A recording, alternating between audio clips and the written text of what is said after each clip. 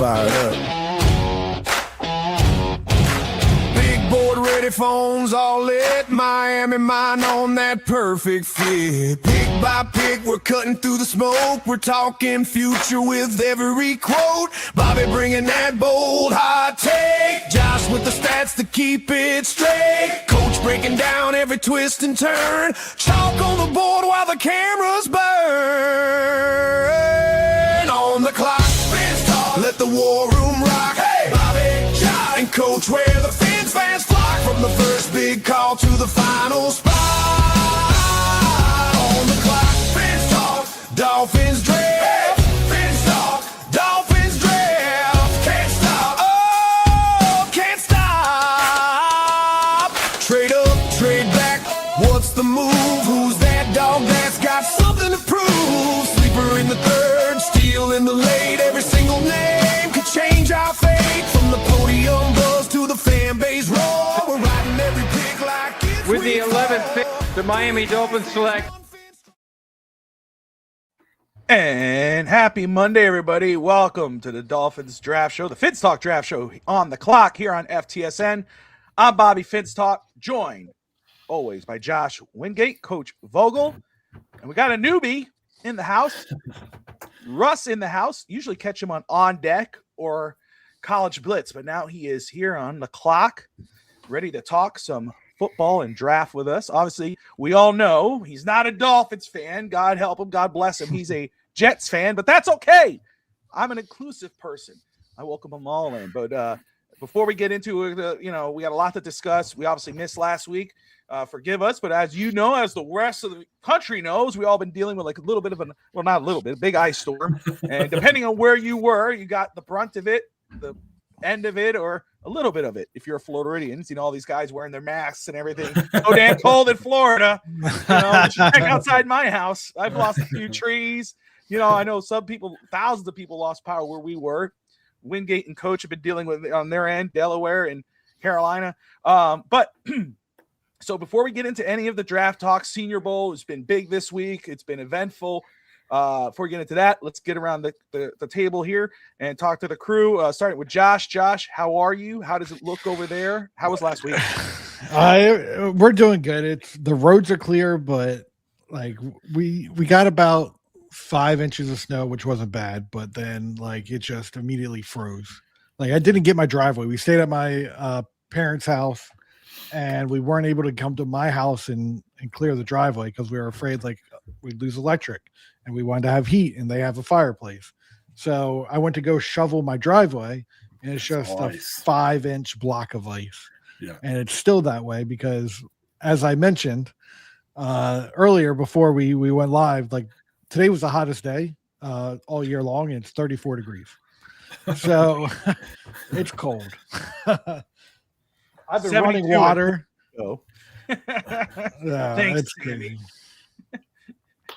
We have one of those shared driveways with our neighbor, and it like you could like because it from here last weekend it started with a base layer of snow, and then the freezing rain came and ice. Yep.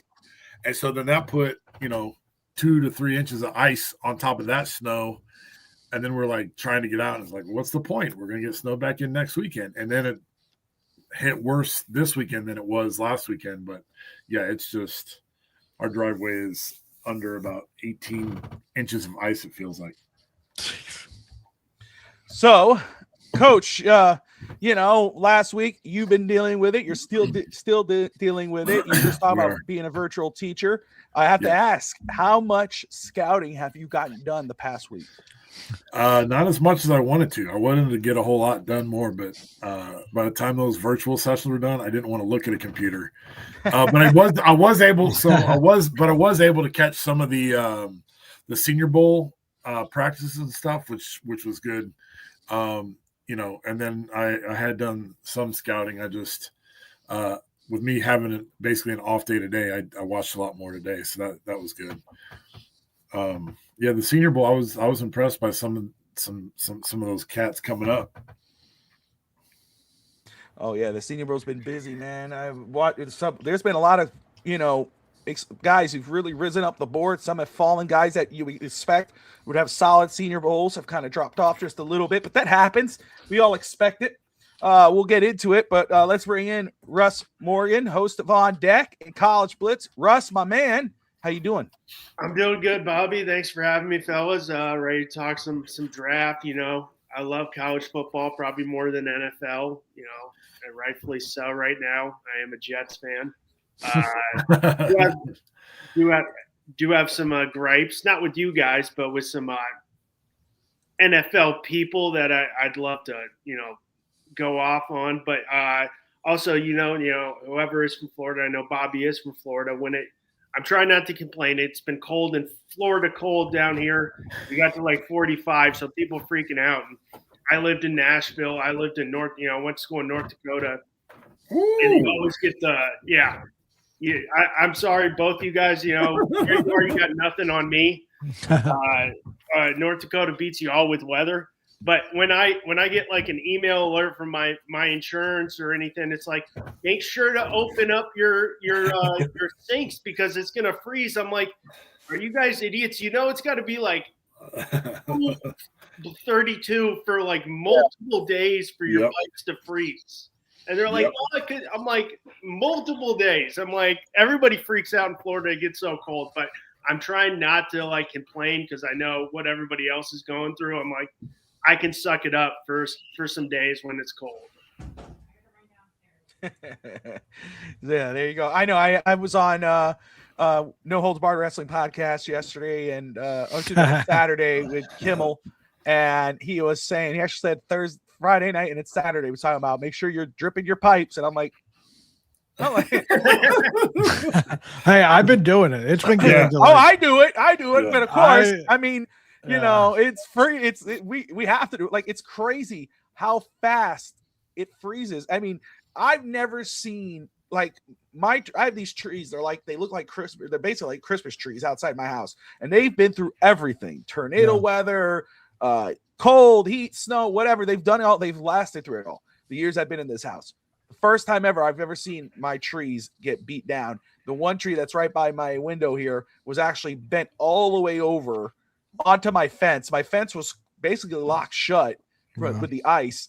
It was crazy. I've never seen any. It was literally like Elsa. It was like Elsa came and touched everything, screwed it all up for us dads out there that know Anna and Elsa.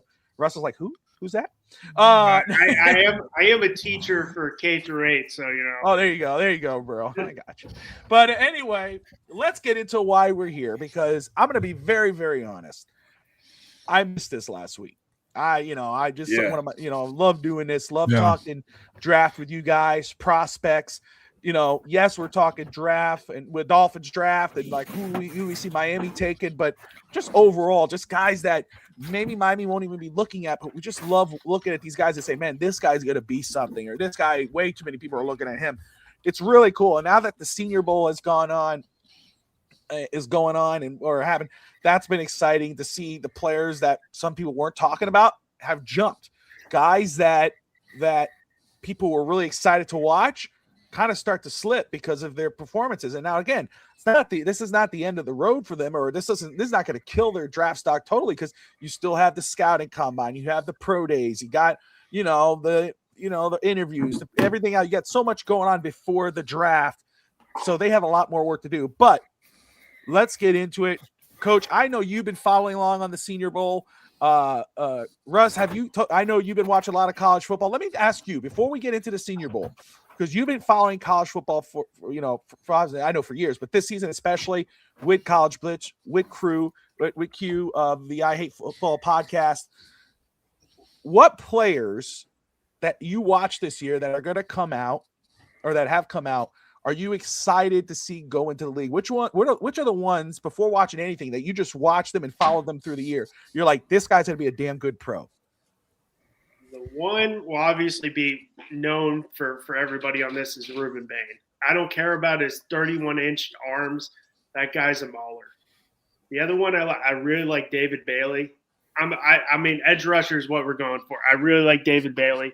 I mean, he tore it up at Stanford his junior year, 7 sacks. 31 total tackles, and this year he goes for 14.5 sacks at Texas Tech. Arvell Reese, I'm a big Makai Lemon guy. I really like Makai Lemon. I don't think I put in there he's my number one. He's my number one because I don't think the Jets can get Jordan Tyson.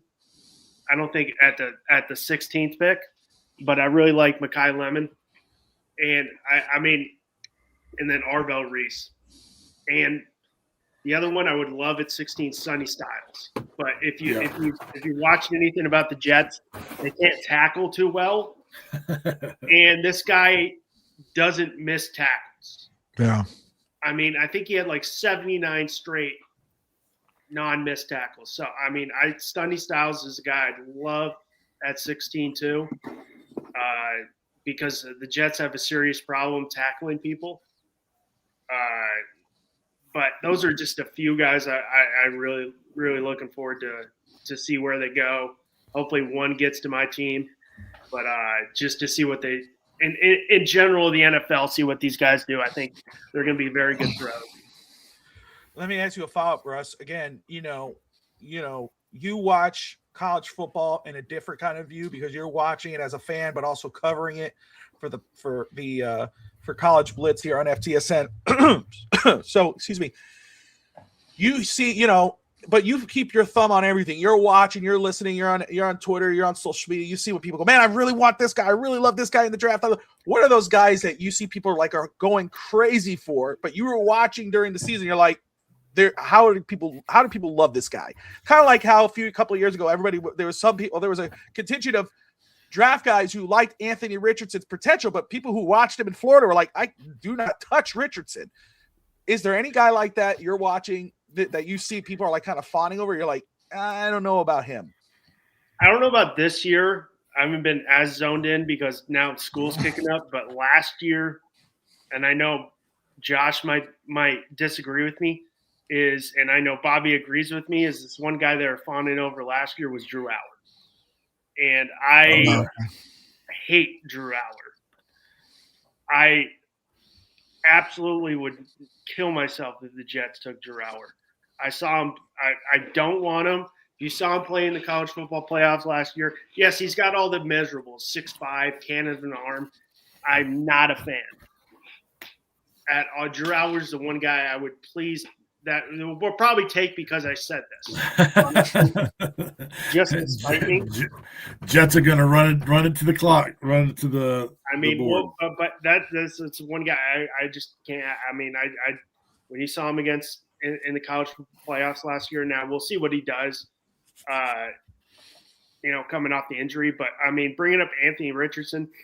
One thing I was happy about, honestly, and being a Jets fan, I think with we need a quarterback, I get it, but it's always we have to take a quarterback because we need a quarterback like we did with Zach Wilson and Sam Darnold a little bit too, even though Darnold worked out. And I am rooting for the Seahawks this week, not just because I hate the Patriots, but I want to see Sam. I like Sam Darnold, and I'm glad he got in the right situation. We weren't the right situation, but the one thing with Dante Moore going back is he wasn't ready to come out. Second, if you've looked at the stats, quarterbacks who have less than 20 starts don't succeed, such as Anthony Richardson. Yeah. So he needed more time. I'm more happy. I'm like, okay, now just don't force the quarterback pick because we'll probably suck this year again. And that's fine. Just take the best player. We got a lot more holes than just quarterback. We got a lot of holes. So I was fine with that. But if you do, I mean, Anthony Richardson, he had limited starts at Florida and can't stay healthy. And when he's on the field, doesn't look good. But I'm wondering this year, and Coach and Bobby and Josh, with the very thin pool we have at quarterback, do you think Anthony Richardson is going to be a guy who's maybe hot on the trade market? Because he is only 23. I mean, I think he's going to be the guy. He's the clay that everyone wants to mold. So, I mean, he was that when he was coming out of the draft. Everyone saw this big arm that could throw a deep ball really well. He could run around. But it was very obvious that he needed time to sit and learn the game. Same was true with Trey Lance. Trey Lance, it was so like I still have a post pinned to the top of my Twitter of like Trey Lance is going to fail. Yeah. Like he needs to go back to school.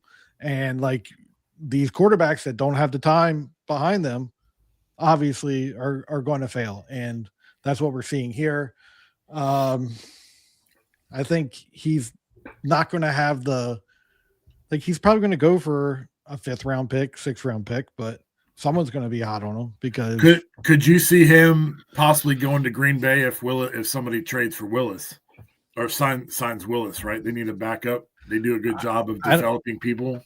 I don't know if Green Bay, it's their style to go trade for someone. They'll just go and draft somebody. Yeah, that's true. It's a great question because it's the same type, like, Russ bringing up Drew Alar, right? I mean, he has all the measurables. I mean, and like everything what you think, like if you were to make a quarterback, a perfect quarterback out of clay in regards of, the height, the size, the arm, whatever, that's Drew Alar. Same thing with Richardson. Richardson, you think of a quarterback, you're like, that's a freaking quarterback. But then you look at the film and there are some things now. Credit, you watch Drew Alar from last season, minus what Russ is saying. You watch Drew Alar from last season, though, you're like, you could work with that. You saw what happened this year. Like, man, there's a difference between this year's film, last year's film. But this year, of course, Penn State struggled in general. Nick Singleton, who was going to be a top 5 guy last year, does not look like a top 5 guy this year if you watch the film and you follow what he did this year. Credit now, again, what you saw, what we were hearing from the Senior Bowl, if you follow around the Senior Bowl, he didn't have a very good Senior Bowl either. So Singleton, who could be a very good pro back. He's hurt. Andy's hurt. Fair game. But it's you got to take credit. I mean, or you got to take that into account about Penn State. So like again, Richardson in the 1st round, not smart because again, you have to build that up. Richardson in the 3rd round, if you were doing this over, that'd be great. That's why Drew Alar. If you either get Drew Alar in the 3rd round, that's great value compared to 1st round. Yeah. Bang your head into a wall. I'm curious, like you don't like Drew Alar, and I like watching this film. Like I'm like, he's not the guy I saw in 2024. Yes. I saw a guy that was distributing the ball, had good arm strength, ran around a lot. This year, it seemed like he didn't know what he was doing, and it was like lost. My first real time watching him was when they were playing in the bowl game, Notre Dame and Penn State. So bad in that game. And he didn't throw a pass to a wide receiver. Like they kept throwing to Warren. That was it. Yeah. I was like, this guy is not good or Notre Dame's really good. And I think it was a little bit of both. Yeah. They're not. What were you saying? No, I just think like watching his 2024 season film, he looked like a quarterback that could come out and compete with the top tier quarterbacks. Right. This year, you throw him on and you're like, he's completely lost out there. Like the entire offense looked lost. With that being said, do you fear that happens with Dante Moore? That when we look at the film next year, we're going to be like, man, what happened to him? He regressed. I think, or do you just think it's possible of to what Bobby was saying? I think Penn State as a whole regressed, and I think he like it shows Alar as someone that pushes the players around him to be better, right? But he is someone that with talent around him can compete and do well and perform. He's not the motor of the offense. He's a piece of that offense that excels when the rest of it's excelling. Right. Just a point to like what Russ was saying, and I know Russ probably talking in general overall, but for instance, let's say, Dolphins or Jets, there's no quarterback other than Mendoza at 1. Anybody should go at in the 1st round. The Jets should not get a quarterback in the 1st round. The Dolphins should get because it's not good value. Those guys could turn out good. Miami could turn around and draft Ty Simpson or Drew Alar or whomever in round 1. And maybe 3 years down the line, we're like, damn, thank God they took him. But really, the value is not there. You don't do that if the value is not there. But like if you're saying like, again, if it's the 3rd round, 4th round, and for whatever reason, Drew Alar is sitting there and you take him in that round, then yes, you're looking at potential. You're like, okay, this is great because you're not married to him. If he struggles or he just doesn't live up to what he's supposed to or what you think, you can move on from him. It's a perfect situation to get him in the 3rd round. But like, again, it's what you were asking about like Dante Moore in Oregon. No, I think Dante Moore's going to be fine because Oregon is better foundationally. They're going to still be a strong team. They're still going to be in the top 5, top 2, whatever next season. He's going to get better. Where Penn State in general, and I'm not making excuses for Drew Allard, but it's crazy to see the drop off from last season to this season. But if you look at Penn State as a whole, the whole team kind of took a big giant step back. I mean, with all the off the field issues and everything with the coach, and not that, just getting fired, and so you got to take that into account. So I think a team will get lucky getting his value in the 3rd round because he hits all the measurables. Do you really think he's going to be a 3rd round pick? I think he's going. No, that's wishful thinking because I think because of the measurables, somebody's going to get him. He should be a 3rd round pick. He should be, but that's a why lot of quarterbacks could. Yeah, but he'll probably go again. He might go. I think he could go 2nd round at any point in the 2nd round. I think he could go 1st round. Just because somebody's going to get him in the 1st round. I think he could go 1st round just because. Do you think Nussmeier Josh is Allen better than him, or do you think? Oh, that's what you're seeing is the Josh Allen aspect. Nussmeier's had a good Senior Bowl. He had a very good Senior Bowl. I think I see the Josh Allen aspect of it. Josh Allen wasn't like there was raw aspects to Josh Allen that you need to fix. He was a boomer bust, but he had the skill set that if you were to polish it. Yeah. Josh Allen also had the coaching staff. Yeah. Where? Oh, in Buffalo to mold. Well, every coach thinks they're the coaching staff that can turn the. That's true. That's true. But the other thing though, they can all think it, but they all are. Well, everybody wants that next Josh. Well, that's fair. But there's teams that are dumb. No, I don't want to say dumb enough, but there are teams. And again, it could work out, right? A team goes in the 1st round, we're all going to be like, what the, except for Josh. Whoa, why are you going there? You got to wait. But you can get, and then 3 years from now, I was like, damn, then they made a good decision. But at the same time, you could have said that about Anthony Richardson, where it's like, wait a second, they went a little early. Now you're like, okay, are you going to get the Josh Allen or are you going to get the Anthony Richardson? Yeah. And that's the risk reward type of thing. And how much you put it on Penn State and how much do you put on Drew Allard? If Kenny Pickett can go in the 1st round, Drew Allard can go in the 1st round. Those are facts. But I mean, I brought this up when I was on the pregame with Bobby and Finn Stanza and Finn Sammy. If you've looked in the past, now I guess 5 years going into 6 years, there has been 8 first-round quarterbacks who have either been benched or on a new team. So do you think it's the draft evaluators, or are we failing these quarterbacks? These coaches? Well, I think it's like you were saying, Russ. I think every coaching staff thinks that they're the staff that can turn water into wine. And I think it's a quarterback by quarterback scenario. Like if we look at Sam Darnold, I think the team failed Sam Darnold. I think Adam Gase failed Sam Darnold. But like it's really any scenario. It's if the coach doesn't like the player and the GM drafts that player, coaches are going to coach him. Coach did like that player. They traded him. So it's really case by case scenario, but ultimately there's skill sets that won't be fixed. It depends on the player. If the player is going to put in the work, it depends on the coaching staff. If the coaching staff is willing to teach, it's all of these variables that play into it.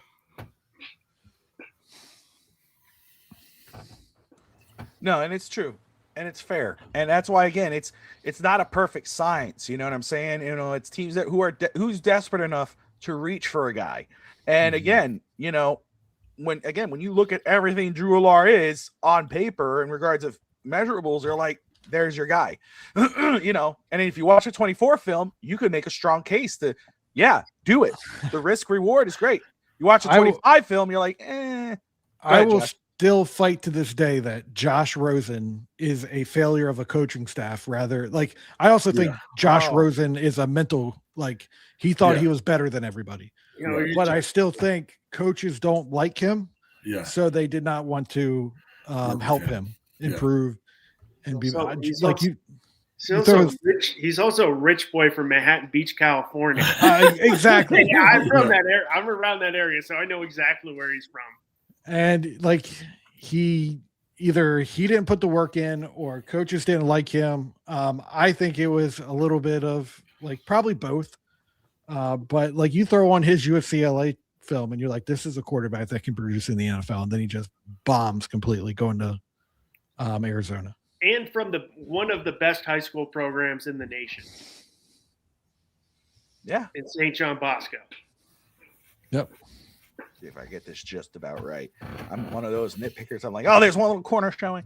I wish I had a bigger, longer wall in regards of this screen, but it's all right. That's okay. Let's talk about let's stay on the quarterback talk, and let's talk about the Senior Bowl here. Because one is kind of gained some steam, and I know Josh had brought him up in the past, and he's getting a lot of noise. He got the MVP honors. And coach just brought him up, Garrett Nussmeier of LSU. Let me throw up the 3-person screen here, and let's get into it here. Bear with me for just a second because I'm spoiling the show. No, I'm not. But there we go. There's his name. All right, so draft risers and stock watch. Man, the Senior Bowl is really fun. But there are some names up there. But Garrett Nussmeier had himself a strong Senior Bowl. Again, MVP honors during the game. Helped his stock in the draft. Josh, and you've brought him up in the past. Let's talk about him, my man. How do you think this is helping him? Where was he before, and where do you see him going? Yeah, I think so. Garrett Nussmeier was like the complete opposite of what I thought, like Alar, like his scenario, as far as I thought he had a really bad 2024 film where he would just throw boneheaded passes, turn the ball over a lot. Didn't like him. But then you throw on his film this year and you're like, okay, this is someone that is throwing the ball forward, protecting the football. Looks, I mean, not to be a Cowboys fan here, but looks a lot like Tony Romo when he's running around and doing all those things. But kind of like you're looking at this and you're like, Garrett Nussmeier was made for like going to a Senior Bowl and practicing and playing the game just because of like he's been around the game for so long with who his dad is and probably taught like, hey, this is how you show off. This is how you do that. This is everything. I mean, it's going to help him. I mean, we've talked about there's really Mendoza, and then it's all thrown up in the air. Like anytime you show up, you're an MVP, you produce, it's going to look good for you. And I think Garrett Nussmeier is in the conversation of like maybe the second quarterback off the board at this point. Yeah. Coach. Yeah, I agree with Josh. I haven't watched a lot of his film this year. I know that they were stuck with a bad situation with, having their coach fired in the middle of the season and stuff. And then towards the end of the season, I didn't see him. So I didn't know if he was hurt or if they were just going with a different quarterback for next year. But from what I saw at the Senior Bowl stuff, he looked really impressive. Which like Josh said, he's kind of built for a Senior Bowl type game. I was really impressed with the wide receiver from John Carroll. I think he's got, speaking of LSU, right? Like he had walked on as a basketball player for LSU, and then COVID happened. And then I think his brother was playing college football somewhere and came home and used him as a wide receiver. And his brother was like, dude, you should give this a shot. And then went to John Carroll and balled out. I mean, he had some amazing catches at the Senior Bowl Tyron Montgomery. That's him right there. Yeah. That's him. Yep. Yeah. And, I mean, former basketball player, right? Former basketball player, walk on. They're saying he could jump 42. He's a big dude, man. Yeah. His vertical could be 42, which is impressive. Is that going to be a record at the combine? Oh, possibly. Aren't you getting into Jordan territory with 42 inches? Well, 46 is the record. Oh, 46. Okay, never mind. Cameron Wake jumped 45 and a half. So yeah, but Tyron Montgomery out of John Carroll, wide receiver, he did really good. He was strong. Candidate, raw, obvious. Tools are obvious. High explosiveness, eye-opening explosiveness, which you brought up, the vertical. But again, this is a prospect that you could get either very late, maybe, or 6th, 7th round, maybe he helps himself enough to fall into the draft, or you get him undrafted, and this is a guy you push in the practice squad, and blows up in the preseason, and maybe you find yourself a secret weapon. One of your guys though for Notre Dame, Malachi Fields. Yeah, Malachi Fields. He had a decent year at Notre Dame. He wasn't, in my opinion, he wasn't the breakout wide receiver, but I definitely think the Senior Bowl helped him. He made some spectacular catches also, so I think that's going to help him his draft stock for sure. The Senior Bowl. What I love is the size. If you're talking Miami, and you're thinking now because they're talking about size and 6'4", 218, perfect X type receiver. Right. He had some good highlights in the Senior Bowl, and like you said, it probably helped him a lot. Another guy though, Coach, and I'm keeping you on here. I know I'm putting you on the spotlight literally here, but one who's made a name for himself. If it's hard not to see him pop up on X, but he has a perfect name, Max. I'm going to say Iheanachor. I'm probably butchering that, but at Arizona State. It was Arizona State. You can butcher that all you want. Is it not Iheanachor? How do you say it? Is it Iheanachor? Is the Iheanachor. Is the I silent? That would make it easier for me. Yeah. Iheanachor. Yeah. Okay. Yeah. 6'5", 325. But if you watch some of his stuff, I mean, my goodness, this guy was it's crazy. I mean, how he, this guy may have pushed himself into the second round. Yeah. I mean, maybe, I think a second round type guy, but 0 sacks allowed in 2000 and last season, only 3.1% pressure rate, dominated one-on-one pass rush drills. Mm-hmm. I mean, he looked the part that if Miami wanted, for instance, any team, because we do have a Cowboys and Jets fan with us, but Miami, because this is a thought draft show. If Miami wanted a tackle, which we think they do, we're talking, Malachi or whatever, all those guys in round one, Spencer Fanu. I mean, this guy here, you can get him in round 2 and you'll be just fine. I mean, this guy looks the part, doesn't he, Coach? He definitely did. I didn't see a whole lot of his tape, but he did blow up on Twitter. That's what I still call it. I'm going to continue to call it Twitter. It's always Twitter. Who is the guard from Iowa that had the mullet? And God, that dude just had offensive lineman. He's one of those linemen that I fall in love with every year. I can't think of his name. It's gonna. I think I know who you're talking about. What? Say it again. They're corn fed. Yeah, they are. Corn fed. But I've always felt like Wisconsin and Iowa have always Jennings Dunker. Yes, Dunker. I love that dude. He was. I got all excited watching him. But yeah, those Iowa, Wisconsin linemen, I've always felt just bring something else to the table, man. And I've always try and watch those guys and find out where they end up. And usually they all pop once they get to the league. So yeah, you know what a big sport in Iowa is, and Wisconsin and Minnesota. It's wrestling. Yeah, wrestling and baling hay. They know how to push people around. Yeah, exactly. Because they don't have pro teams there outside of Wisconsin.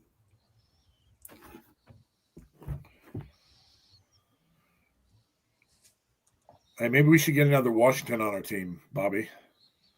No, I know. I that's who I want to. I was, this is one of the guys I meant to write to Josh because I didn't find any of his film on the folder. Mike Washington Jr. This is a guy. I mean, that if you again, I'm still a believer in Ollie freaking Gordon. All right, but you do have to take into account that these are not. Jalen Wright more than likely could be gone. Ollie Gordon, they didn't draft him. We have a new regime, a new coaching staff. He might be. He could be. He more than likely going to be on the roster next year. But Miami, the new regime in Miami, their history shows that they go after running backs every other year, just like quarterback. Yeah. So this guy here, 6'2", 223. I mean, when I saw measurables, when I saw it, I was like, and I'm reading up on this guy, I'm like, this guy fits perfectly, with what Miami may be looking for in a type of running back. But I could not find any film, and I hate watching highlights. Yeah. I do not like watching highlights. So, so I was, I know probably have to reach out and ask for them to find Bobby. The other thing I do sometimes is I'll go like Arkansas offense versus. Yes. And that'll give you the whole. It'll give you the whole offense versus. But Mike Washington Jr. is a guy to watch. Telling Dolphin fans now, any fans really, just this running back is I did see some stuff on him and I really like it, but one thing he did, he came out impressive at the Senior Bowl, decisive runs, he's a good receiver. Some of the stuff I did see I really liked, but this is a guy I really want to watch more film on him before I give a definitive, on him. But that's a guy that's really jumped out at me. Let me see here. Make sure I'm not missing anything. Let's see. But you're one of your guys, coach, and you're going to talk about him, TJ Parker, out of Clemson. He really had a good Senior Bowl. Had some good one-on-one drills, overall play. Jacob Rodriguez, linebacker at Texas Tech, showed some instincts, tackling, coverage ability. He just looks the part of the big old mustache. Yeah, I know. And like it fits. It's like, that's old school, man. But he could push himself up to day 2 conversation. Penn State. I saw something on Penn State earlier. I had my notes and I'm trying to make sure because I do this at work while I'm working. But it's the safety. I'm trying to remember his name right now. Actually, let me pull it up here. I got it. I did put him up here, didn't I? But stock down. Let's talk about guys that kind of hurt their stock a little bit. But talk about Penn State. Nick Singleton didn't have a good Senior Bowl. Whitley, the safety, did not have a good Senior Bowl. Struggled a little bit, could have himself. 2 quarterbacks. One guy, which again, I don't know. I think if you were to say he had a decent stock, was probably his projection, or you think of what's his upside, which is Talon Green. I mean, he has a lot of raw potential. Like I'll say that about Talon Green. I like watching his stuff. He's a guy that I would be okay spending a mid to late round pick on him, and let him stash him, let him go, and then maybe he shocks you, maybe grows me. But he struggled. He had a struggling Senior Bowl, so I don't know how much he really hurt his stock. I don't think it rose. Right. One who possibly did, he was a Heisman candidate, whatever. I'm gonna let Josh get in on this. Pavia, because I know how much he loves Pavia. I can't stand him. Is this guy going to get drafted? Or is he actually this is a media conversation here? That's the only reason why he was brought. He is not a personality trait for the NFL. He's 5'8", I think. Yeah. Shorter. They said he was. They said, he saw smaller than what's his name from the Cardinals? Oh, geez. Murray. Yeah, they said he's smaller than Murray. Oh, yeah. I thought you were going to say he's 5'6". This guy isn't an NFL quarterback. Move on. It's he'll end up in the UFL or XFL or whatever it is. If that. Yeah, if that. Exactly. The Arena League, which one of those Arena Leagues that'll pick him up? Did he actually allow them to measure him? Yeah, I think so. Yeah, they had to, right? Yeah. I mean, you can be like, nope, not getting measured. I mean, that's the best thing that he possibly could have done. Let people speculate about it. Don't go in there and show up 5'8" and then be like, yep, going to play quarterback, and then have an awful quarterback appearance still. Yeah, that's really annoying. Bobby, the other one that you have on there is Nick Singleton. I know he didn't really help his chances, but that's a guy that could, one of those later round picks. Yeah. That you would definitely take a flyer on, because his 2004 film or 24 film, in my opinion, was much, much better than this year's. It also hurt him that Notre Dame had the best running back duo in college football. No, it did. And, you think of his partner, too. We were talking about it. What's it? They took their ball and went home. Singleton. Yep. Katron Allen is another one. Katron Allen. That boy. Say what?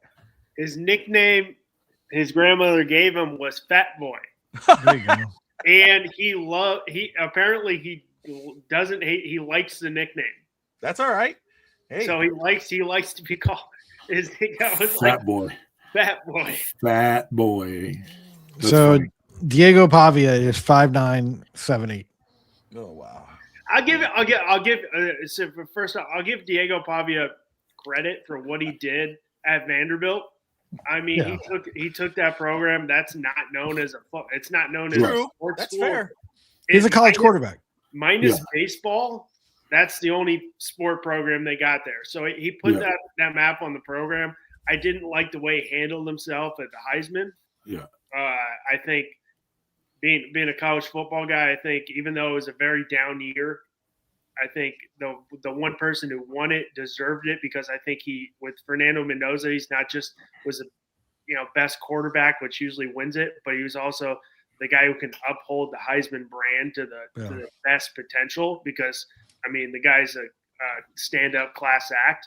Yeah, but, all around class act. All around. I think if it was the Jets, which we obviously know they won't get him, or Las Vegas, he's the perfect guy that would fit in New York or Las Vegas, which he will be going to Las Vegas because he's not going to be spending his time at the strip club or the casino. That's not him. He's all about football. So I mean, I think who knows? I mean, I got really mad when I hear Todd McShay or Colin Cowherd, who first off, Cowherd talks like he knows basketball. Guy doesn't watch any freaking basketball. Yeah, he doesn't watch football either. But they're screaming and yelling about Dante Moore coming to the Jets. Don't go to the Jets. I get that. All the time. Don't go to the Jets. I get it. We haven't done a great job, but Las Vegas sucks too. honestly, I get it. We were 3-something. We won 3 games this year. We got a better core than what Las Vegas does. Ooh. We got probably 2 of the best young offensive linemen in the game with Armand Membu and Fashanu. So, but I mean, if I got to hear that one more time because the Jets haven't developed a quarterback, I mean, I know we're all going to say this, but Mark Sanchez was, and everybody's going to make a joke. Mark Sanchez did win is 4-2 in the playoffs. Yeah. And the go, I didn't. I actually, I'm gonna wanted to go with Bobby, but he might toss me off. If Bobby comes at me, I'll go at him, but he might toss me off because Bobby likes to, threaten canceling my shows and all that good stuff. But like people love Brock Purdy. Tell me the difference between Brock Purdy and Mark Sanchez. Brock Purdy was in college football a lot longer than Mark Sanchez. I'm just saying, as an NFL player, like what I mean, I feel like Mark Sanchez had more success than Purdy. Yeah, but I think one play ruined Mark Sanchez. I'm not even gonna. Oh yeah, the butt fumble. Yeah, it doesn't even need it. Doesn't even need it. But I mean, I've asked Nick Mangold to his face about the butt fumble. don't rest in peace. All right. Oh, I know, great guy. Oh yeah, that was crazy. It was actually they knew he wasn't. He was already. They said he was going to live there. It was such a good conversation. How you made it feel bad. Oh, no, I mean, Nick Mangold was one of our customers, like where I used to work, and got to know him decently. Not hey, Nick. So tell me about the butt fumble. He's a really good guy. He'll talk anything with you. That's like me interviewing. When I interviewed Job and Chamberlain for my show, I was not bringing up ever the midget story in Cleveland. I'm like, I'm never going to bring that up. He hears it all the time. I'm sure. I mean, like every comment. I'm like, oh. There's no rules in a meat market. So like we were just talking sports and having conversations and it came up. God, I love this show, man. It's the highlight of my week. Oh man. You want to hear something funny though? So my brother worked at Enterprise in Los Angeles. You know who was one of his customers? Aaron Hernandez. Oh boy. That guy had some stories. And he came back the second time and he was like, can Joe help me out? And it came back like 3 months later. He's like, oh shit. Oh wow. That was my car he borrowed. Oh no. Oh my god, That would be awful. And let me ask you, Russ, I'll start with you, my man. Any names on the stock down list here? Any of them surprise you? Not really. Not really. I don't. I think Pavia will get drafted, but I would say day 3. Undrafted free agent, if anything. I, In my opinion, that's just my opinion. I don't see it happen. I think it'd be a day 3. Singleton, I'm a little surprised. He had a great, they had a great 1-2 punch there with Katron Allen and Singleton last year. Definitely had a down year. But he did break his foot at the Senior Bowl. Yeah, definitely did that. So- On the Garrett Nussmeier did have an oblique injury at LSU all year. Oh, okay. Maybe that's what it was then. So he was there, but no big surprises. I did like was it Wheatley, but not. Yeah. I haven't like zoned in on him too much, but there's no like one that jumps out like, wow, this guy was a beast this year and had a really crap Senior Bowl. I was going to say Jacoby Lane, but I don't think it's him that I'm thinking of. Is it Lemon? Malachi Lemon's Lemon. I think that's who I'm thinking of. I think that's the receiver that I'm thinking of that was all world for you. I see the Jacoby Lane. I think of, and his name might be Jacoby Lane, but the fullback that came out, the tight end fullback that came out a while back. Yeah. Big. I think he was like 280 pounds. I think of that guy. Yeah. I know you're talking about. But one name I really liked, like positively from the Senior Bowl, I think needed to have a really good Senior Bowl was Jaden Ott, and had a good Senior Bowl because he had a very down year this year transferring from West Virginia to Oklahoma. I think he really helped his stock this week. Yeah. I said the same thing with the edge rusher from Clemson. That whole team was down this year. Oh, so yeah, really good. I wasn't in love with the film this year, but the film I watched from last year, going into the year, they were talking multiple first round picks in that front seven. Yes, absolutely. Yeah. I'm a little mad. Ott was one of the guys I had a note on. I can't find it anywhere. That's crazy. But yes, Ott had a good Senior Bowl. I want to say too about the Penn State guys. You talked about Drew Alar earlier, Singleton, Wheatley. These are guys that when you look at Singleton, these are guys that could maybe second, third, fourth, fifth round, whatever. And if you get any of those guys really in those rounds, you got great value. These are you're kind of happy that someone like Singleton, had a bad Senior Bowl. Maybe it hurts him a little bit because you could get him later than what he may have gotten if he had a strong one. So interesting enough, the tight end class was not impressive at all, minus Sadiq. As you brought up, Jacoby Lane went down a little bit. Talon Green struggled, but again, I don't think he really hurt himself. I just think he didn't help himself. I think Reardon had a decent. Eli Reardon from Notre Dame was the tight end. I think he had a decent Senior Bowl, but it's nothing. I don't see him jumping up draft boards to the top of the second or late first. Yeah. Coach, let me stay with you on this one, man. The coaching staff, we got to update the cap projection because the cap came out, and so I think Miami's a little closer now, and I think they get right at the cap if they cut Tyreek Hill, and we'll wait. I know we're waiting on the Tua situation, but Coach Hafley, his staff mostly now completed. Offensive coordinator is Bobby Slowick. Defensive coordinator Sean Duggan, even though Coach Hafley's going to be calling the plays. But you've seen some of the staff that's been put together. You got Nathaniel Hackett's your QB coach. Coach, I'll start with you because you are the Dolphins fan here with me. How are you feeling about the Dolphins staff as of right now? Hold on a second. Wait. What the hell are you laughing at down there? Jets fan? You can't even find yourself a coordinator, brother. Nathaniel Hackett. Yeah, they go. He's not the offensive coordinator. He's not the offensive quarterback coach. I'm going to get to you in a minute. Hold on a second. I think the when they originally announced Hafley as the head coach, I was pretty bummed. I just I didn't have a good feel for him one way or the other. But I think I have listened to every interview that I'm finding interviews that people are doing on him that I didn't realize interviewed him. And the more I listen to him, and the more I hear, the type of team that they want to put together with John Eric Sullivan. I mean, this is what we've been talking about, on this show forever. Trying to build a team from the inside out, having competition at every, he did one of the interviews, I think it was yesterday, specifically asked him about Tua, and he's like, it doesn't matter. Like, we're going to have a quarterback competition. There is, for every position, like even if you are a starter and you're all world, like we're going to have competition.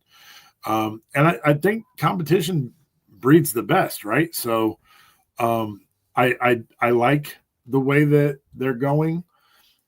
Do we ever get into a situation where head coaches need to step away from play calling? Was that one of those things that if Mike McDaniel would have stepped back and give the play calling to somebody else, that it would have had a different matter? Does Mike McDaniel for the Seahawks, does he call the defensive side? I don't know that, but that's my. I'm curious what kind of head coaches. I'm sorry. That's okay. Yeah, I know. I was like Mike McDaniel. That didn't sound right. That was our coach. Yes, it was. Mike McDonald. Right. I'll tell you my perspective. My preference is yes, the head coach should delegate to the coordinators. You call the plays. I stand back. Now, Coach Vogel, if I'm hearing you call offensive plays and I'm like, yeah, no, we're not. Coach, I'm gonna override that. That's different. But no, Coach, you call offensive plays. Josh, you call defensive plays. Russ, you call since you're a Jets fan, you just get water. Get water. We need water. No, I'm just special teams coordinator. No, but I believe in that. But like for an Andy Reid, I understand it. Like, Andy Reid's earned the right to call plays. And when Coach Hafley said it, when he said I'm going to call defensive plays, I understood his perspective of it. But my preference is yes, a head coach should be the one to delegate that. I think that would have helped Mike McDaniel if he would have said, no, I'm going to focus on being a head coach.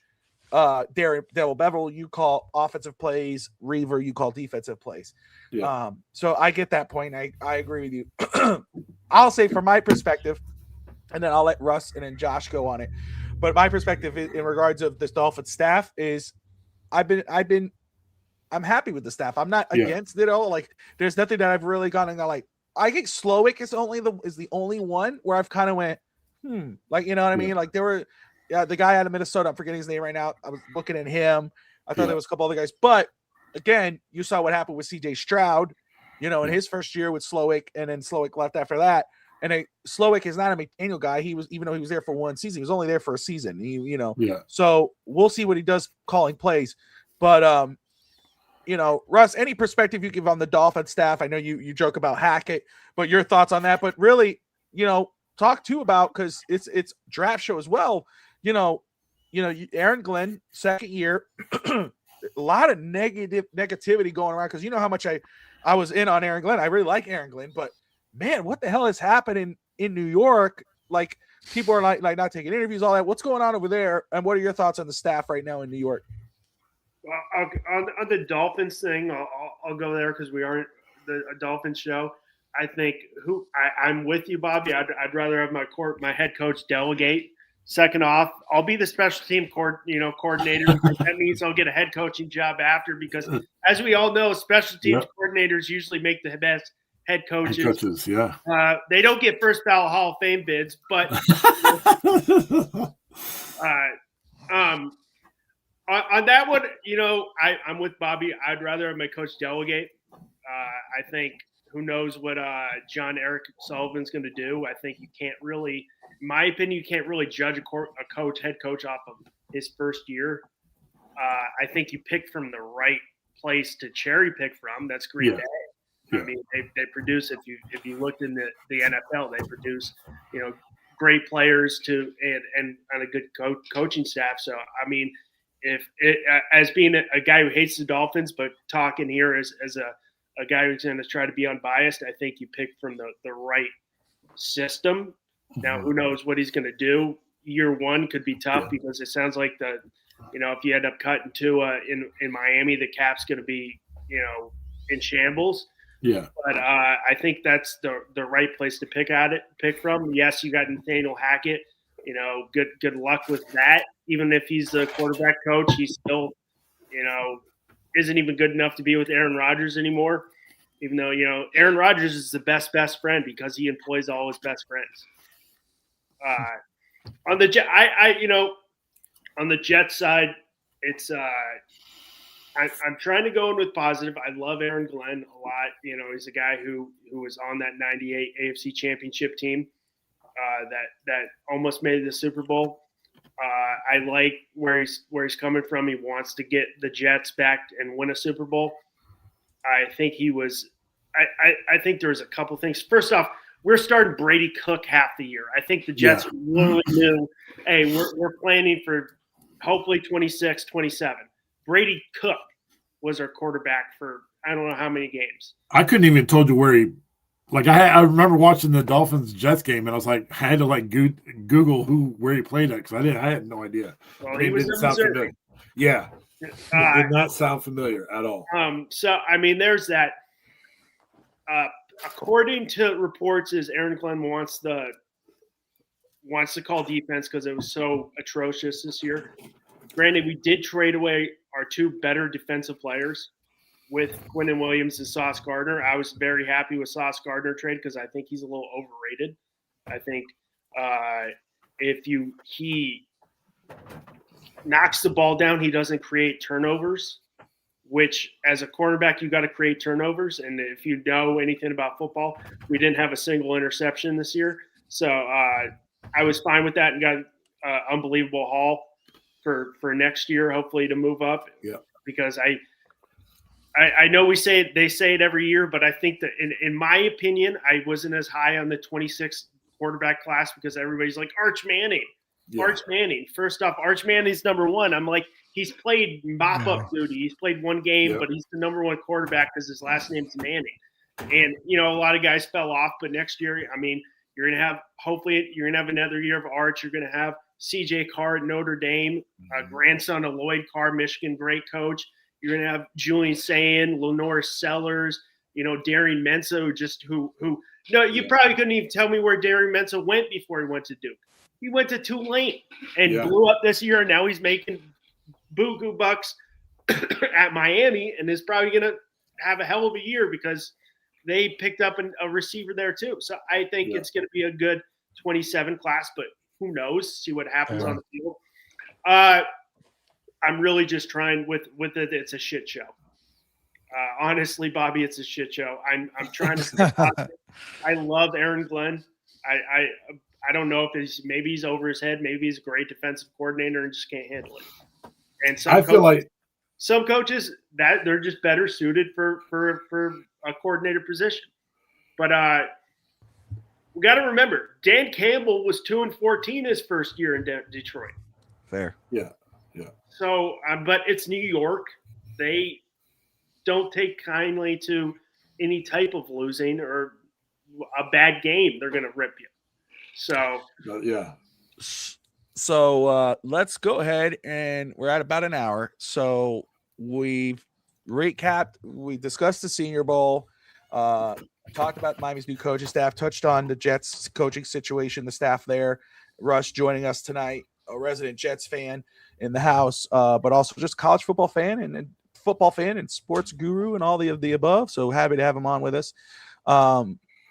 So tonight we wanted to spotlight the edge rushers because that is one of Miami's team needs.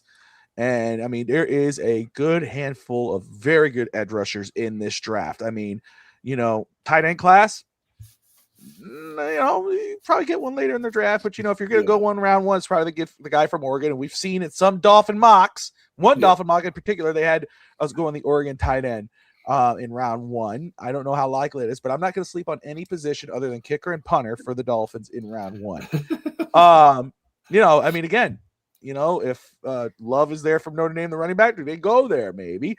But edge rusher, why edge rusher? Well, they traded Jalen Phillips. Chop Robinson in his second season didn't look good. He had a bad sophomore year, but could have a good third year in the league. We'll see. But Bradley Chubb might be a cap casualty. Most likely he will be unless he agrees to a restructured contract, which I hope he does because he did really well last year. I really was really happy with Bradley Chubb's performance, and I'd love to see him back. Even if he is, though, I still think edge rusher is in play for pick 11. So we wanted to spotlight the edge rusher position, and the guys we're going to spotlight could be the pick at 11, but more than likely probably won't be the pick at 11. These are guys that you could probably get later in the draft.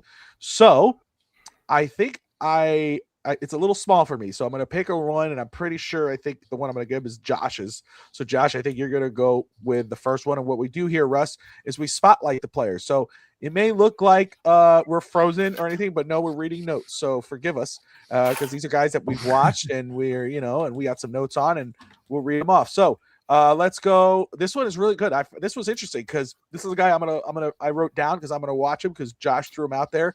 And when I looked him up, I hit coach's one, so sorry about that. But let's go. Another Penn State guy. So it's another Penn State guy. But man, when I looked at everything, I was like, damn, I'm gonna watch this kid. So Josh, take it away, my man. For sure. So Danny Dennis Sutton, obviously like him just because he's a Delaware native guy. So anytime you come from Delaware, small state, you got to look at this guy. I remember watching him when Chop Robinson was coming out, and he kind of caught my eye on film. But this guy, like I said, Delaware native, he's in Millsboro, Delaware, which is not far from me. But he took a less traditional path to become a national recruit. He attended McDonough High School out of Owings Mills, Maryland, and he developed into this highly regarded defensive end. He was a multi-sport athlete, played football, basketball, also did track. But you really see that track and basketball come through in his play. From a physical standpoint, Dennis Sutton looks like what you want in a 4-3 defense end. He has good length, solid size. He has that NFL style frame that doesn't look out of place on the edge. Just lining up, he passes the eye test for you. Where the questions start for me, though, is how smoothly that frame works. He doesn't show great hip flexibility, and that shows up when you see him rushing the passer.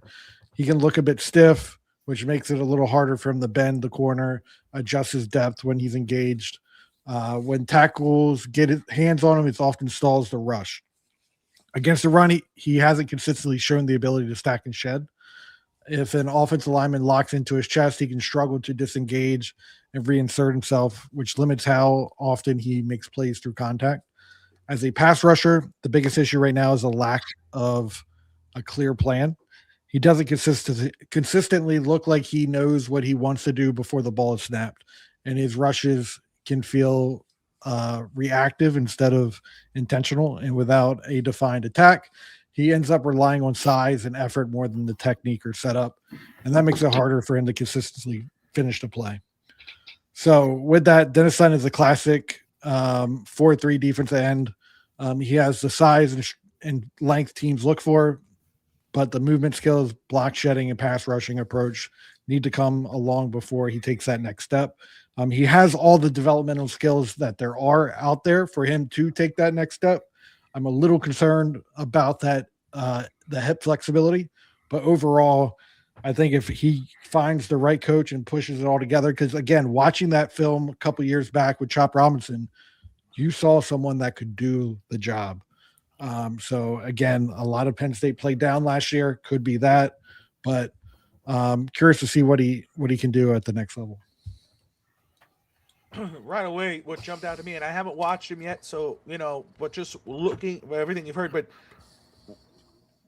looking at his size, to me, that's what always jumps out to me. And then you look at his numbers too; they stick out: 8.5 sacks, 3 forced fumbles, 42 total tackles. But young, and 6'5", 265. I mean, that's what you want to see, and that's something that stands out. So I'm really looking forward to watching him. Coach, any thoughts? Yeah, I mean, I haven't had an opportunity to watch him. It's definitely one of them that I'm probably going to watch tomorrow when none of my kids show up to class tomorrow. But I like it. I like the big, lengthy guys. I'm interested to arm. For those edge rushers, you want that big, long arm span. So I'm interested to see what that looks like when the combine rolls around. But yeah, I definitely youth plays well in there too. Because I think you're right, Josh, that when you were watching Chop Robinson, he was on the other side. And he showed up a lot on film. Yeah, you kind of had some wow factors in there with him too. So, I'm gonna enjoy checking him out. But and it's like you see 6'5", but you look at him on film, and he looks like this thick, stocky guy that's playing. Like if you would have asked me what his size was just from film, I would have said he was like 6'2", 265. Right. He looks thick and ready to go, thick. Yeah. Well, shout out to the day 2026. Finally made it back. No power for 7 days. We appreciate you tuning in, my man. Yeah.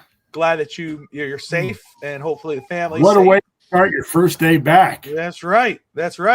On the clock, baby.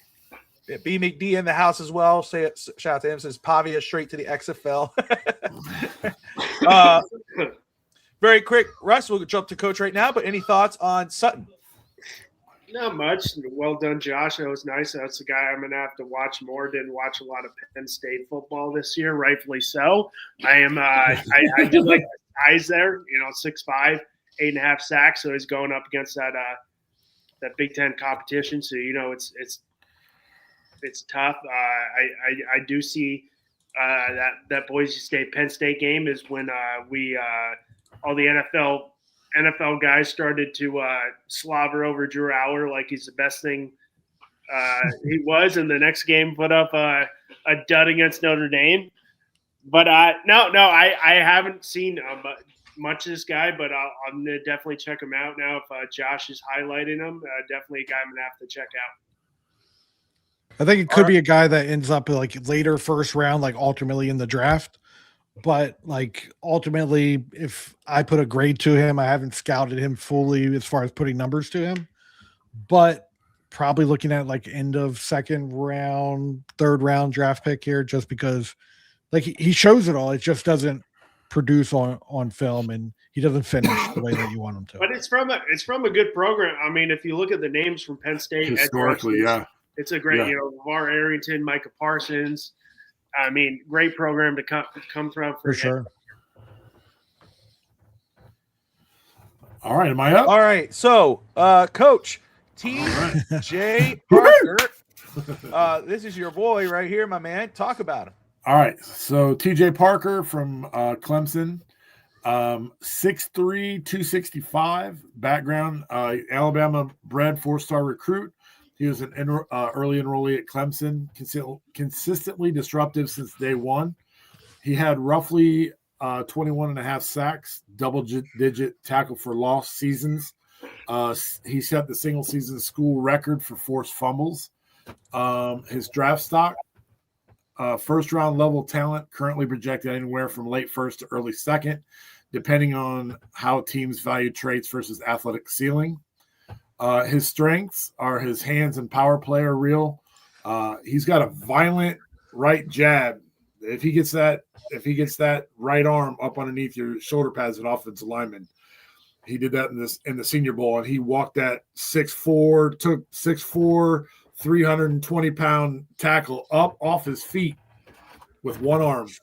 That was the thing that really caught my eye and focused on me wanting to do him for the Senior Bowl. He had 6 forced fumbles in a season. He's hunting the ball, not just sacks. The overhead violence is the kind you coach into players, not pray they have. His run defense and edge control, he sets a firm physical edge in the run game, not just pass rush specialist. He anchors, controls blockers with length and strength and doesn't get washed down the line easily.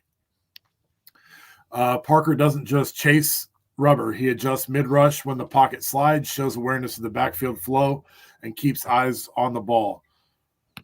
His Senior Bowl boost, the Senior Bowl week chatter, has him showing up versus other top talents. Good sign for positional reps. He does have some weaknesses. He's not the greatest athlete. He's not the most explosive guy off the ball, and his corner to edge quickness isn't elite. That means if he's late on his first step, he can get steered wide or absorbed, and then he's out of the play. Compared to other elite edges, he's more power to speed profile than speed to power. There's no denying his bull rush is a weapon, but if you need sudden bursts to separate from tackles, he's going to struggle there starting out. He did have a production dip in 2025, and which was we saw more in 2024 than 25. His pro comparison, Dolphin fans, he's more Bradley Chubb than Myles Garrett. Power-based, technically sound, plays with leverage and instinct before raw twitch. That's high-floor defender who can be a 3-down starter early, even if he never becomes an elite sack machine. There you go. There you go. TJ Parker out of Clemson. Coach, you currently have him at, I think, a first-round grade. You got him on there, man. Yeah. So, yeah. Very cool. I think late first, I think. Yeah. Josh, your thoughts on TJ Parker? Yeah, I think Coach nailed him. You watch him on film, and he jolts defenders back with his power. He's got a physical point of attack with his hands. He's not a twitchy athlete. He's more power than speed. I'm going to make the comment here. I feel like this is a trashy defensive end class because I think. Oh, I thought he was like about to cuss me out behind. Just trying not to be rude. How dare you? I threw on Ruben Bain. I threw on TJ Parker. I threw on a lot of these players, and I think they're all second-round grade players. Yeah, like if I like looking at film, I'm not that high on them. I think they're like, and I might be watching the wrong film, but I'm watching Ruben Bain against Notre Dame because I want to see him against NFL talent. And I don't see it today. I might have to watch more film, but I think this is a weaker defense end class as of right now. And I'll sit on that hill. I'll be the only one saying but that's what I get from the film. No, I agree with what you're saying, Josh, because I've watched multiple edge guys. Ungulele, however you say his name, from Oregon. I wasn't impressed with him. He takes plays off and just, I watched the guy from Michigan it was the Michigan USC game with the flying condom in the background. I was just like, wow, that's a first for everything. But yeah, I wasn't like, I felt like a couple of those drafts, like with Jared Verse, like when you watch the film, it just popped, it right? pops. And you were excited to see some of those edge classes. And this one doesn't, like, I'm not seeing that explosive. Is Bain a pass rusher or is he a run defender? That's a good question. We'll ask the Miami fans in the house. Oh, wow. I got to call it. Wow. Is he a run defender? I think the cold weather got to you, brother. Maybe I'm not watching the right film, but I just watch the games. Ruben Bain is a difference maker. That dude is a difference maker. Yeah, I mean, I don't know how much I might have to watch more. I watched so Bobby, I watched, of course I watched Notre Dame as a fan. Go watch the Ole Miss game. Film. Yeah. Which one, Ross? Go watch the Ole Miss Miami game semifinal. Okay. And then highlight him and Akeem Mesidor. Go watch that. I know that Mesidor is my second. I mean, I was watching Mesidor today, and he's the one too. He's a run guy. I mean, he was fun to watch. He's the run stopper, but he's a good pass rusher too. I feel differently. I feel really strongly about the edge class. I love the edge class. Everything I've seen from him, so I really do enjoy watching them. The guy I'm going to talk about is one that you just talked about, Jared Verse. I'm not saying this guy's Jared Verse, but when I saw this guy, one thing that jumped out at me was his energy. Young, yeah. I didn't see that in any of these like top tier guys. Like I didn't see the energy there. So which is fair. That's the difference we want to say about Zion Young. Okay. For 6'5", 262, 21 years old, 42 total tackles, 6.5 sacks, 2 forced fumbles. I mean, and I could read what I wrote about the other guys, or what I do is I get a bunch of notes, I write them out on paper, and I type them out, and then I throw them in, and I formulate it, and it comes out, and it looks. Yeah. That's why I'm all lit off. But I'm gonna keep it right here so I could read it off. But, what's up, Nick? Yeah, there you go, Zion Young. There you go. Zion Young. Okay, let me pull this up here. Forgive me. Westlake High School, 21 years old, 6'5", 262. Someone that, it's funny that Josh said that because, and Coach, in regards to bringing up Jared first before I read this. This is a guy when I first started watching, I'm gonna watch more of them. These guys, we got a couple films on, watch more of him. But what I saw initially when I was watching him too is something that, I mean, right away the burst off the line was exciting to watch. The energy, the play is on one side of the field and he is jolting down and he makes the play. That's something you like to see. I don't like to see guys who kind of, after the play is away from them, they kind of slow down, they just start walking. It's like, no, finish the play. I get it. Other guys are going to make the play. But I love when I see guys that go to continue the play. That's something I saw early on from Zion Young. All right, what I wrote. Zion Young is a long, violent edge defender with the physical profile and temperament NFL teams look for when building the front seven. 6'5" with serious length, he consistently wins the leverage battle with active, heavy hands that allow him to control engagement points and dictate reps rather than react to them. Against the run, Young is far more stout than most edge defenders built like him. He shows legitimate anchor strength, holds his ground, and maintains gap integrity even when offensives try to double him. He's not a liability setting the edge. He's a tone setter. The motor is relentless. The first snap to the last, he chases the football like every rep is personal. As a pass rusher, Young brings a polished hand-fighting foundation, flashes effective swims, rips, and develops a spin move when he times up blockers who overset. His bend around the corner stands out for a player his size, flattening to the quarterback with balance and body control that suggests real upside and as a pressure generator. Versatility is a plus. Young is comfortable lining up across the front, whether with his hand in the dirt or standing up as an outside linebacker. That flexibility allows defensive coordinators to move him around the field without compromising assignment integrity. His instincts are advanced. He diagnoses quickly, stays disciplined against misdirection screens and draws, and rarely finds himself out of position. At the point of attack, he brings violence. His strikes are heavy, and his physical presence sets a tone that carries across the entire defensive unit. His limitations show up in explosiveness and refinement. Young does not have elite first step burst. Tackles could get into his chest if he doesn't win early on with his hands, which limits his ability to consistently threaten the edge purely on speed. When his initial rush stalls, he needs a more development counter package. He can get stuck on blocks too long instead of transitioning quickly to the secondary moves.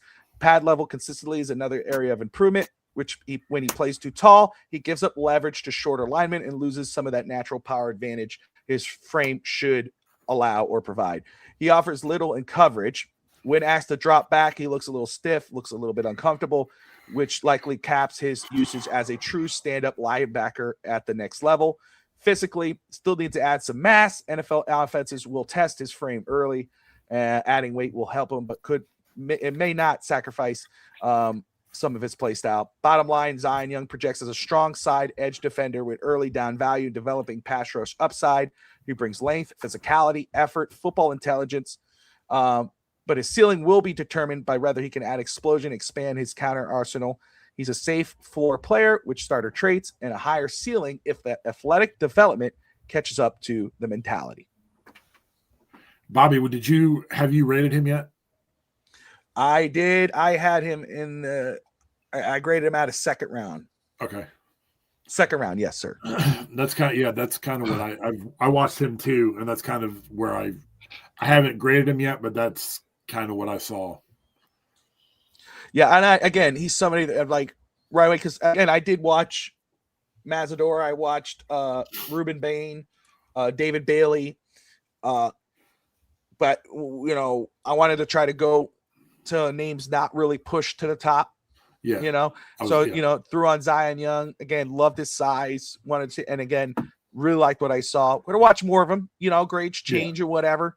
But what I saw, I really liked. And again, if you could get him in the second round, if I think he would be a great value in the second round. I really liked him, and when I watch more, we'll see where he falls in line. But somebody I really like. And again, one thing I love about this one, I want to say, in regards to this show in particular, the one thing I love, and it's a lot of fun. And this year, again, this past week's been different, but one thing I love about our show and what we've done the last 3 years, which is crazy to think of. I'm pretty sure it's been 3 years. I know it hasn't been 2. I know I don't know if it's 4, but I'm pretty sure it's 3 that we've done this, the 3 of us together.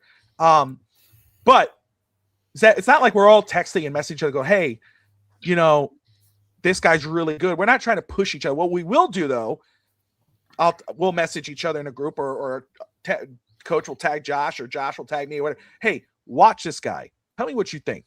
Yeah. One thing I really love is when I'm watching things and I'm going and I'm really doubting, because maybe somebody's really like Josh right now. People are pushing. I think this is a good edge class. I really like what I've seen so far.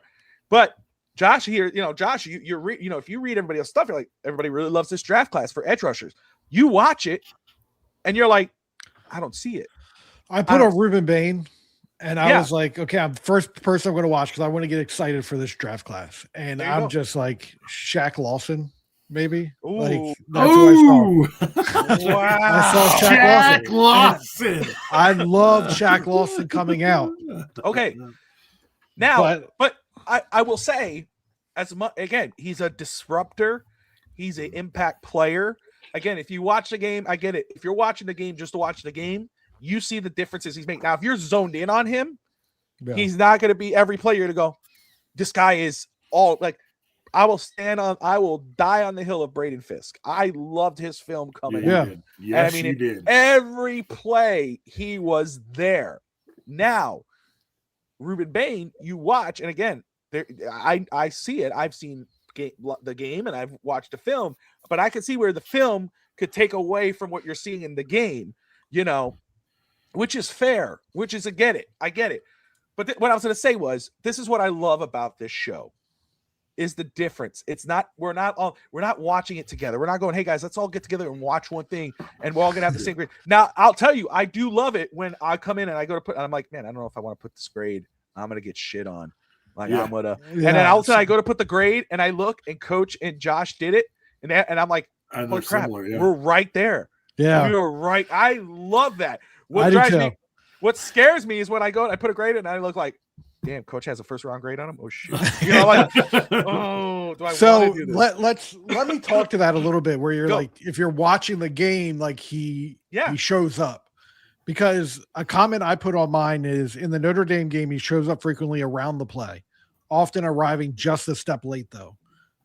He was close but not consistently closing, which makes him feel more like a cleanup presence at time rather than a true play finisher. Yeah. Again, and it's all everyone has. This is what I love too. And shout out to the day, right? He was like, if everybody agrees, someone's not doing their job, which is true, right? And so, hell, I'll have to smoke a bong to make it to 43 Zion. Oh, I get it. Okay. But second year week helped them a lot. Combined well. There you go. Okay, so your guy. Yeah, Zion. Okay, I got it. Sorry, I was just reading the comments. But it's true. But again, everyone's eyes are different, right? Yep. That's what's really cool about this. And that's what they like, we're going to say, like, I may go, oh my gosh, but the truth is we'll feel about that different about different guys. One guy might be real high on someone. The other guy might be real low. And it's our job. Because guess what? When we do our war room segment where we're drafting and those guys are on the board, it's up to us to convince each other we're going to make this pick. And this is why we should make this pick. Like, if we're sitting there at 11, or Miami's sitting there at 11, and like, for instance, for me, if Ruben Bain is there at 11 overall, I'm running to the board. I am going to go get that guy. But here's the cool thing. We're right. I don't have that call, right? But if we're doing the draft, we're doing our mock draft, and we do this war room segment, and I'm going to go, Ruben Bain's on the board. Josh is go, wait a minute. So-and-so's on the board.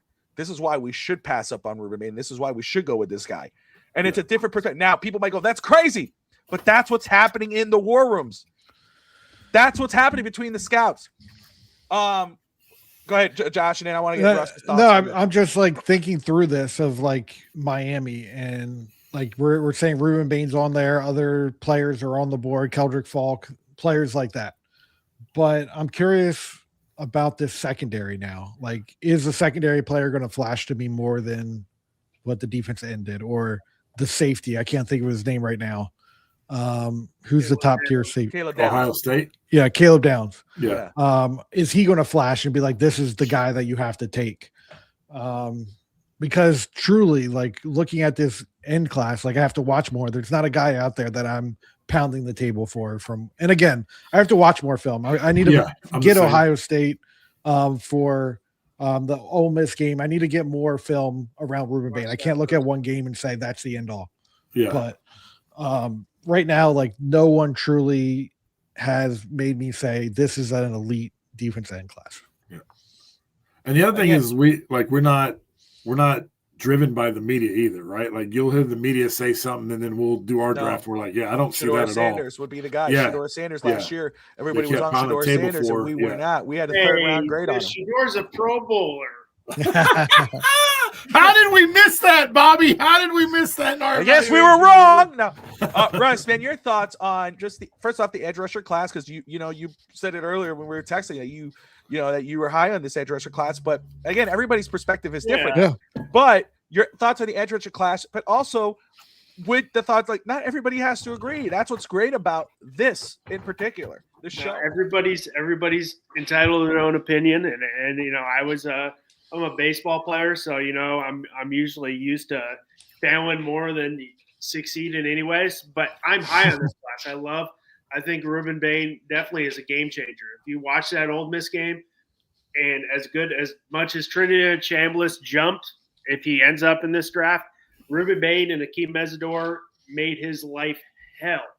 And as good as Carson Beck played this year, and Malachi Tony, who was a freak, who should have still been in high school when he was playing.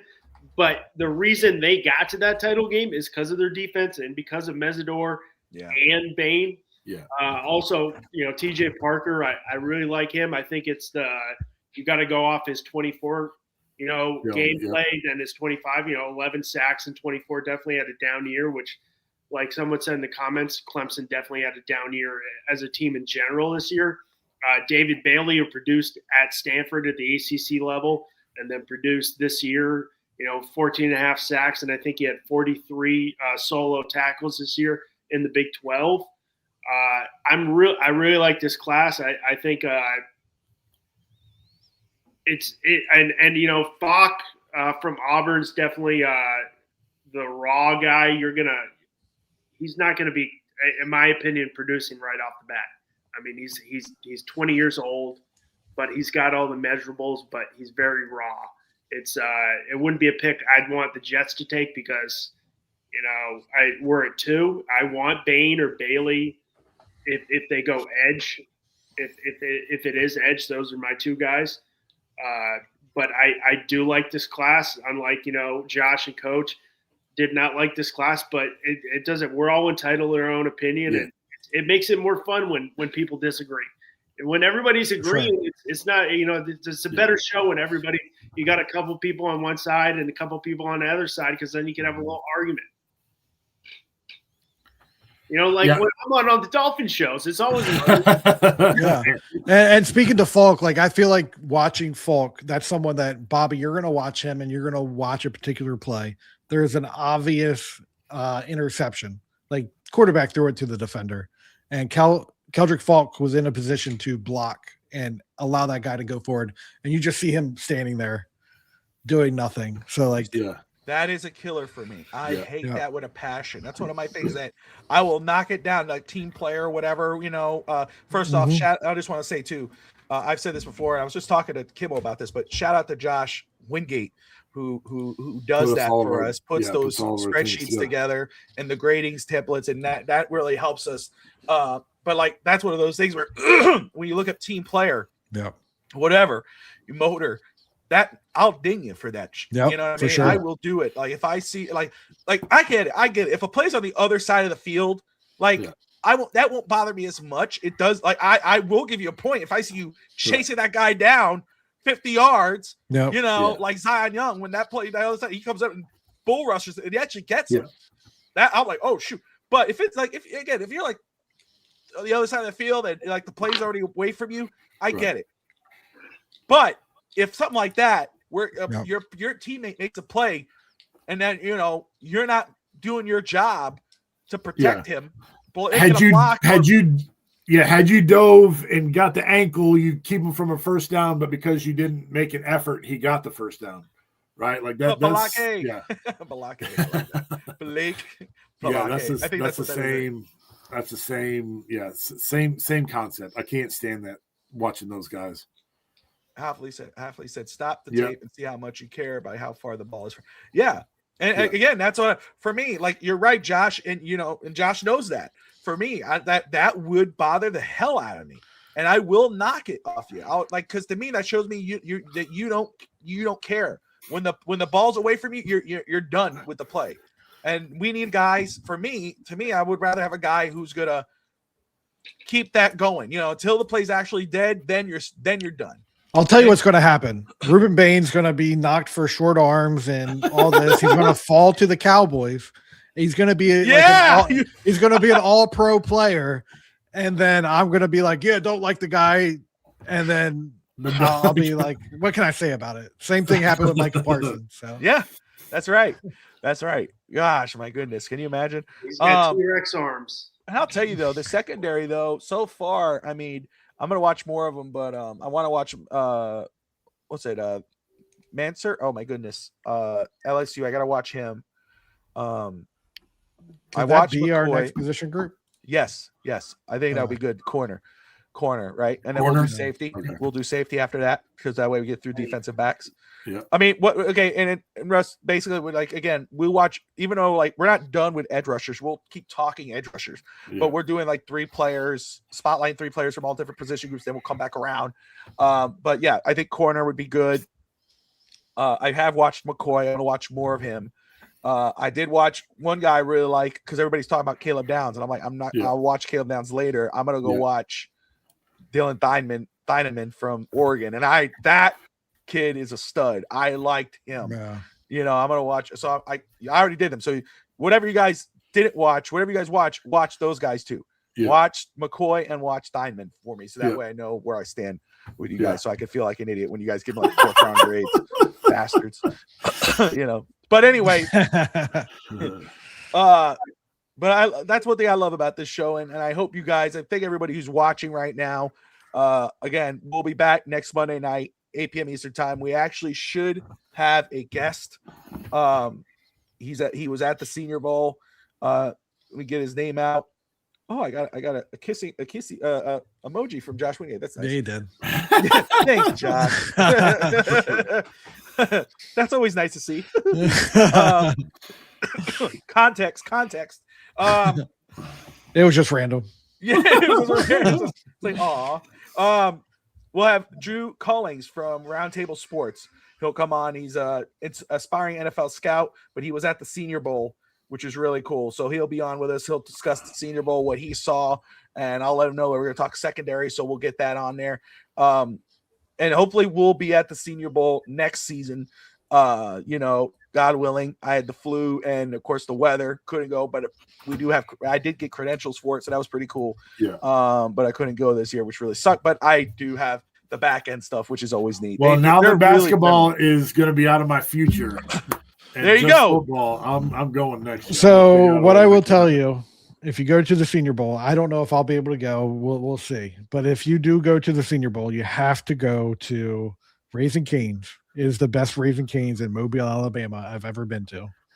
And I've never been to a Raising Cane's. They don't have them here yet. I think they got them in Charlotte, but not up. That was my first time going. You don't agree on that either.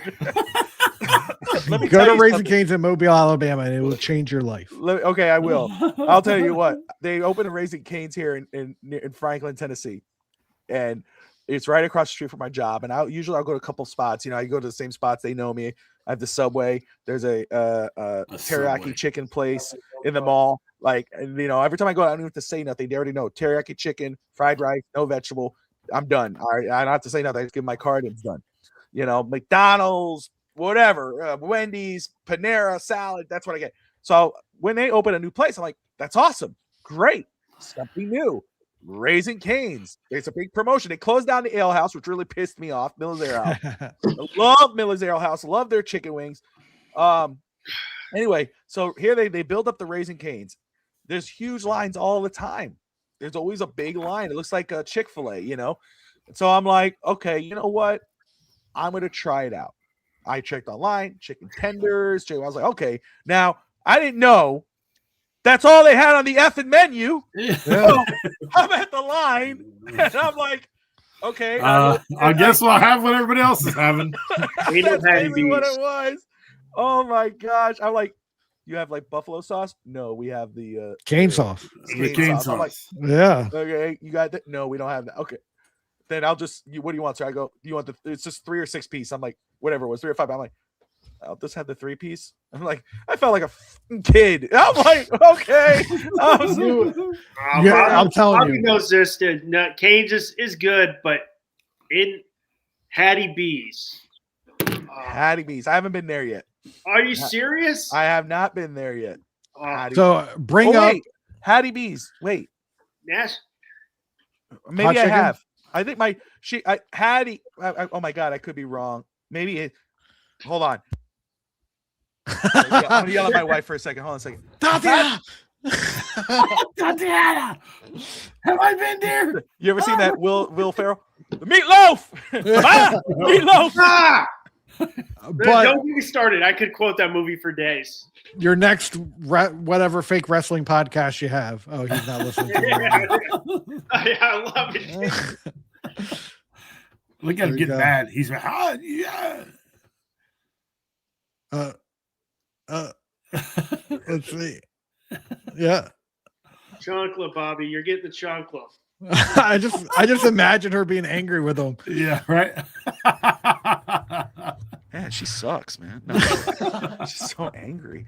She was doing something. She came in. Mom, meatloaf.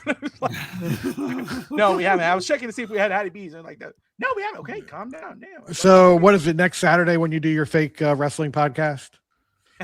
Wow. Damn, Josh is on a roll. Ask Kimmel about it because Kimmel went to the Senior Bowl with me. We had Raising Cane's. He's not a big Raising Cane's fan, but I think from what my memory says, that was one of the better Raising Cane's that he's been to. There you go. I will ask him. Did I get a 3-piece or a 6-piece? Yes, Hattie B's. So see, now we had a whole thing. We just totally side, And I will say, Josh, we did watch and we reviewed The Fighting Machine. It's a good movie.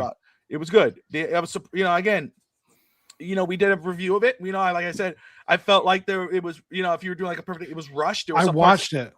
I agree with you though. It's hard to not see The Rock while watching it, and you have to kind of. Did you watch the review? I'm sorry. Did you watch? I commented. You guys overlooked my comments. It was. Dang, dude. No. but yes, watch it is. It's true, and I'll tell you what though.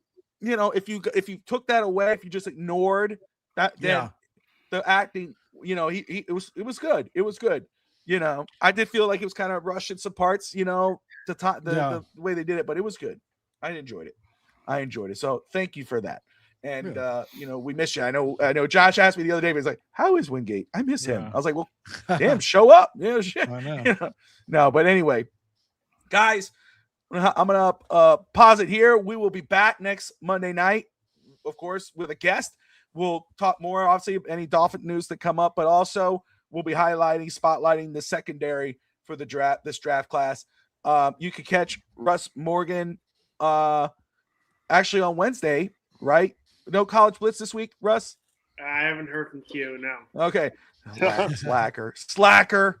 Yeah. No, but Wednesday night, if you love baseball, you got to check out On Deck Baseball Podcast with Russ. He will be going division by division. Right? Does that start this Wednesday? Yep. Which division are you covering? NL I get East. the NL Central out of the way. The Cubbies. It's a good show. I try and tune in as much as possible. So And yeah, definitely a also good show. remember World Baseball Classic preview. Hopefully we get Alex and Finn Sammy, and hopefully Finn Stanza comes on to give us a little Canadian. Hopefully we can pressure him to come on, but he usually doesn't take kind of pressure. And I will be making it down to Miami. I'm going to be there on March 6th. Venezuela, Netherlands. I'm going down. Be my first time in Miami. So we'll see. I'll miss you by 3 days. I'm leaving Miami March 3rd. I'm going back to Tennessee. You see, I missed. Wait, the funny thing is, I lived in Nashville, and the Touchdown in Paradise, we started the year I moved to Florida. We moved to FTSN, and we met Bobby, and he goes, I live in Franklin. I'm like, well, I live in Florida now. So we're always missing each other. It's not meant to be, apparently.